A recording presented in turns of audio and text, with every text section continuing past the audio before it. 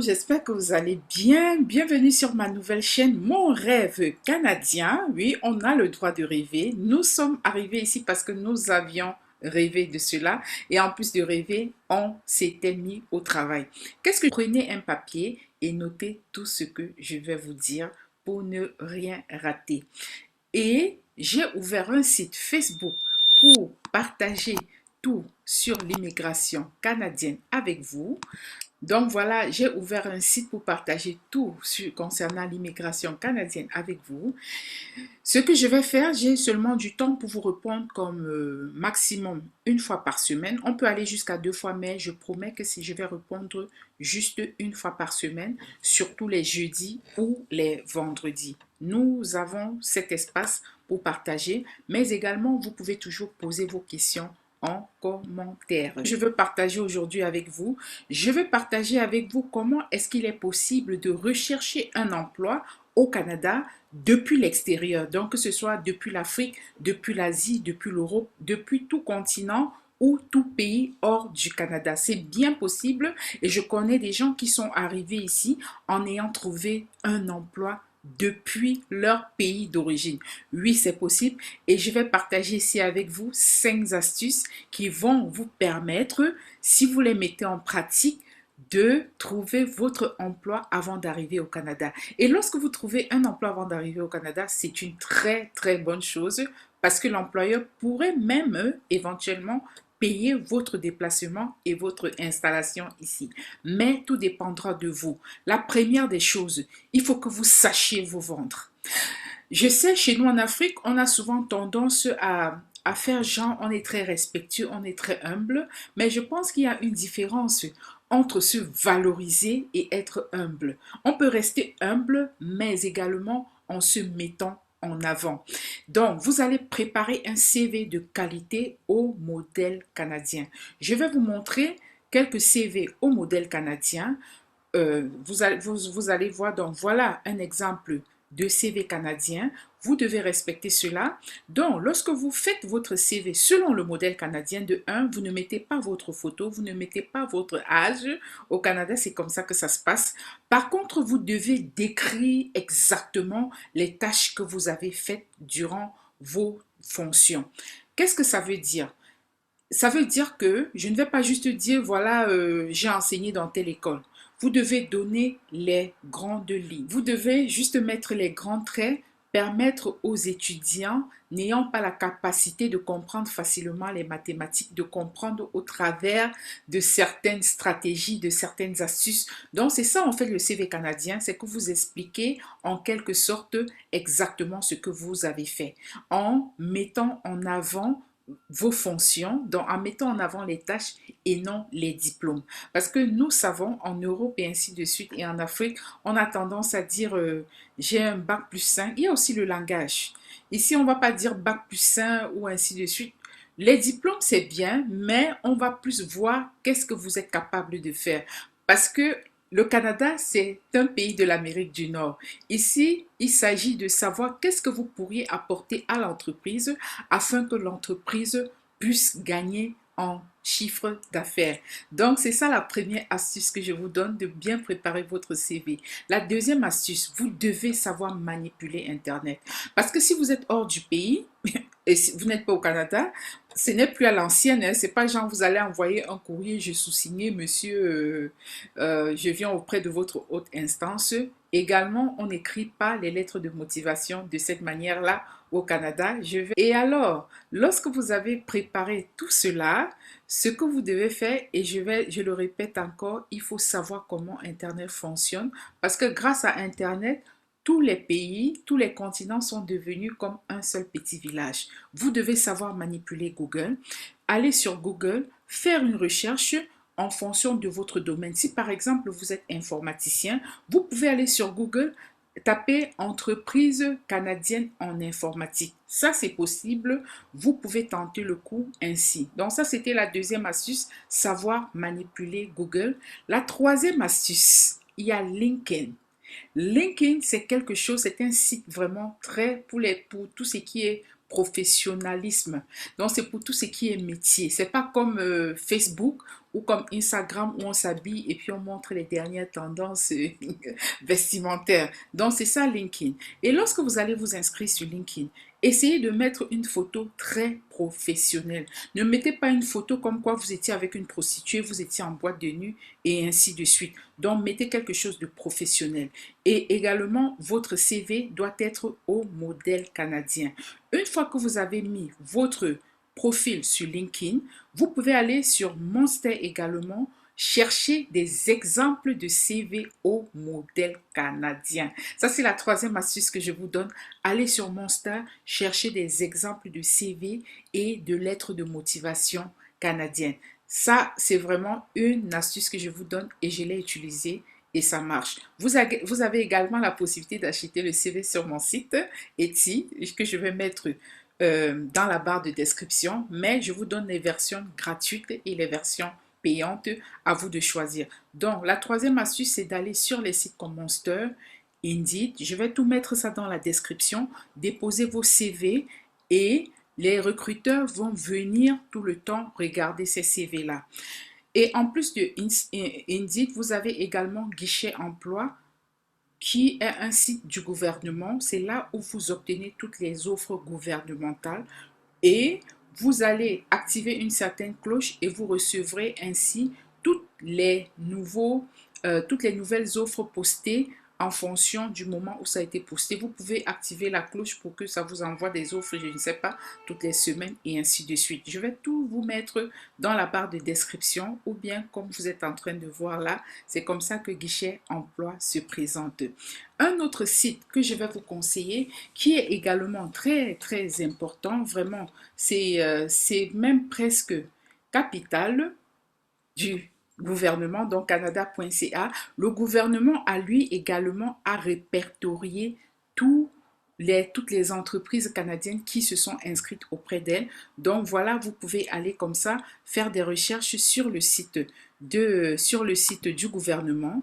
Donc là, je vais partager avec vous ce site-là où je suis allée. Donc n'hésitez pas de me suivre jusqu'à la fin.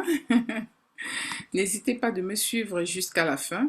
Alors, voilà ce que j'ai dit, savoir manipuler Google. Vous allez directement sur Google, vous écrivez la liste des entreprises canadiennes.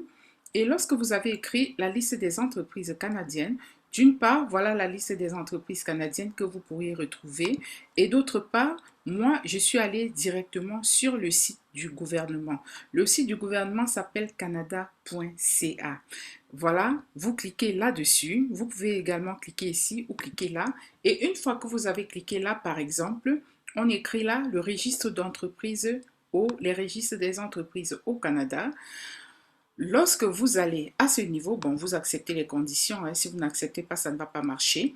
Et vous trouvez les entreprises à l'intérieur du Canada. Ici, si vous cliquez sur tout, vous voyez la majorité quand même des provinces dont les détails de leurs entreprises ont été inscrits sur le site. Donc, on a ces 6 provinces. Au Canada, en fait, on a 10 provinces et 3 territoires. Mais pour l'instant, ils ont mis juste les répertoires pour 6 provinces, l'Alberta, la Colombie-Britannique, le Manitoba, l'Ontario, le Québec et, bon, je ne sais pas comment on prononce ça.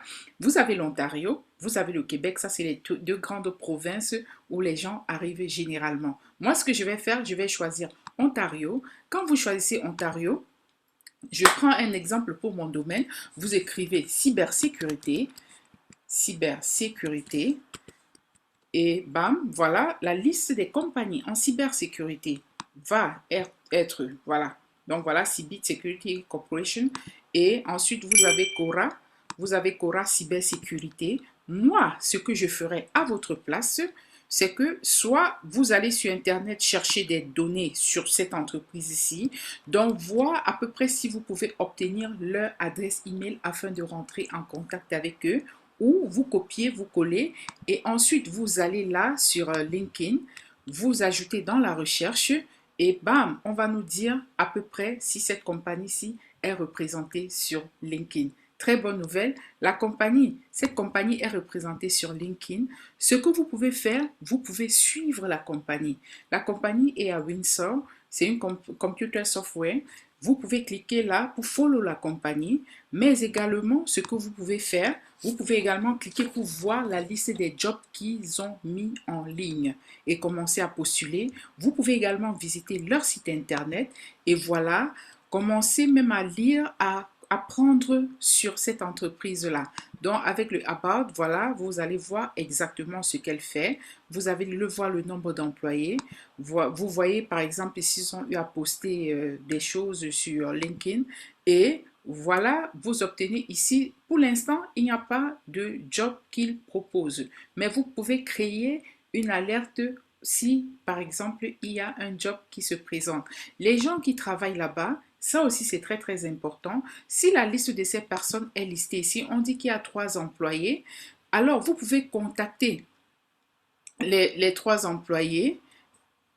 On voit déjà que ce monsieur-là, il travaille dans la compagnie. Vous pouvez vous connecter avec cette personne. Et une autre astuce que je partage ici avec vous, je ne sais pas si c'est la 3e ou si c'est la 4e. Au Canada, c'est tout à fait normal de contacter quelqu'un, un chef d'entreprise par exemple, et même lui demander à avoir une petite, donc comme une petite entrevue sur Zoom avec l'entrepreneur. Est-ce que vous saviez cela? Tout cela est possible au Canada, donc ne limitez pas vos chances, n'ayez pas peur, parce que je sais, oui, dans nos cultures, soit en Afrique, soit en Europe, c'est un peu différent. Mais moi, quand je suis arrivée ici au Canada, on m'avait dit que c'était possible, je ne savais pas. C'est ainsi que je suis allée sur LinkedIn, j'ai cherché des grands chefs de banque et j'ai pris des cafés, donc je les ai invités pour un café, oui, en présentiel, mais si vous êtes hors du pays, vous pouvez l'inviter pour une petite rencontre sur Zoom. Et lorsque vous allez le rencontrer sur Zoom, ce que je vous propose, essayez de parler en quelques minutes de vous, dont vous vous présentez très très vite en 3 lignes, vous dites qui vous êtes, qu'est-ce que vous faites et vous donnez un peu les grandes lignes sur ce que vous avez déjà eu à faire. Ne traînez pas beaucoup, donc n'attirez pas l'attention sur vous. Faites tout pour retourner l'attention vers cette personne-là que vous avez invitée. Et ensuite, lorsque vous allez finir, donc n'essayez pas trop de garder l'attention sur vous. Et lorsque vous allez finir, donc laissez ce chef d'entreprise ou bien ce grand directeur parler et écoutez-le beaucoup. Et avant même que vous n'arriviez, vous devez préparer votre CV. Avant le rendez-vous, vous pourriez déjà lui envoyer votre CV par email pour qu'il sache à peu près qui vous êtes. Et ce jour-là, vous allez juste rapidement brosser et faire un résumé. Je proposerai de ne pas dépasser 2 minutes si expliquer ce que vous avez fait si vous vous rencontrez sur Zoom. Et lorsque vous allez vous rencontrer sur Zoom, soyez très professionnel. Il ne faut pas qu'on entende la marmite qui est en train de cogner ou bien les invités qui parlent derrière ou les... Lorsque vous allez inviter cette personne sur Internet, soyez le plus professionnel possible. Soyez bien présentable, soyez bien habillé, soyez dans un endroit qui est lumineux et qui fasse vraiment professionnel. Il ne va pas falloir qu'on entende votre bébé crier. Il ne va pas falloir qu'on entende madame en train de faire la cuisine ou bien monsieur en train de crier sur les enfants. Là où vous allez être assis, il ne doit pas avoir de bruit lorsque vous auriez invité ce chef d'entreprise-là pour pouvoir vous écouter. La dernière astuce que je vais vous donner, c'est votre comportement. Vous savez, au Canada, moi, lorsque j'ai trouvé le boulot, c'est ce qu'ils avaient fait. On fait des recherches sur vous. Parce que la majorité des personnes aujourd'hui laissent des traces sur Internet. Et lorsqu'il s'agit de laisser les traces sur Internet, ne laissez pas n'importe quelle trace.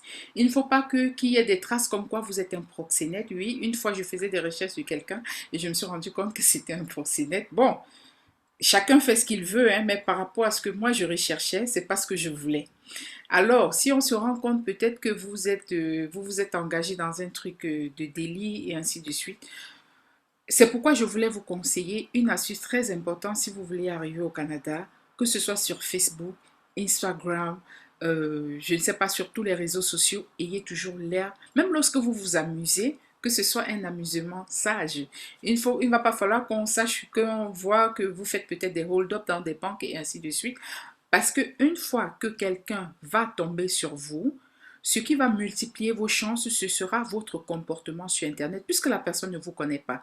Il n'y a que sur Internet qu'elle pourra essayer de voir si vous êtes quelqu'un de fiable ou pas. Sur ce, je vous dis merci de m'avoir regardé et j'espère que vous avez pris un papier pour noter. Donc, dans notre prochaine édition, je vais vous donner quels sont les papiers à prévoir avant son démarrage pour l'immigration. Cette version de recherche d'emploi, elle est très importante parce qu'une fois que vous avez une offre d'emploi au Canada, ça va faire augmenter vos points et ça va vous placer en tête de liste. C'est très, très important. Faites cet exercice, vous ne perdez rien. Donc, au lieu de rester à la maison, dire que oui, j'attends qu'un boulot tombe du ciel. Bon, peut-être ça peut, hein, mais moi, je suis quelqu'un d'action. Donc, passez à l'action, utilisez toutes ces astuces que je vous ai données et vous allez voir que ça va changer votre vie. Merci de m'avoir suivi et merci pour votre précieux temps. À nous revoir dans la prochaine édition où nous allons parler de tous les papiers à prévoir avant de démarrer son processus de l'immigration. Bye.